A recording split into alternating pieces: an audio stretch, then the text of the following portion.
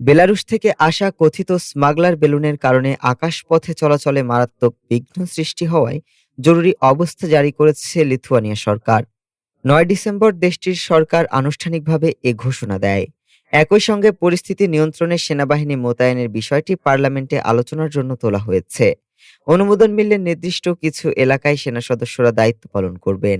সরকারের সিদ্ধান্ত অনুযায়ী মোতায়েনকৃত বাহিনীর সদস্যরা সন্দেহজনক কাউকে তল্লাশি ও গ্রেফতার করতে পারবেন। লিথুয়ানিয়া সরকারের অভিযোগ, প্রতিবেশী দেশ বেলারুশ থেকে এসব বেলুন সীমান্ত অতিক্রম করে ভেতরে ঢুকছে। সিগারেট পাচারের কাজে এসব বেলুন ব্যবহার করছে চোরাকারবারিরা। আর এতে বেলারুশ সরকার প্রত্যক্ষ বা পরোক্ষভাবে মত দিচ্ছে। লিথুয়ানিয়া একে হাইব্রিড হামলা হিসেবে আখ্যা দিয়েছে।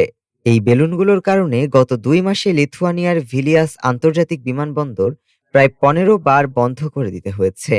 এতে অন্তত ৩৫০ ফ্লাইট বাতিল হয়, যা বিমান চলাচল ও যাত্রী নিরাপত্তা নিয়ে উদ্বেগ সৃষ্টি করেছে।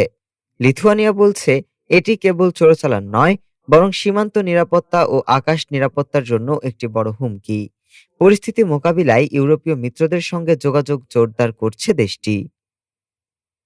ডেস্ক রিপোর্ট, আজ বার্তা।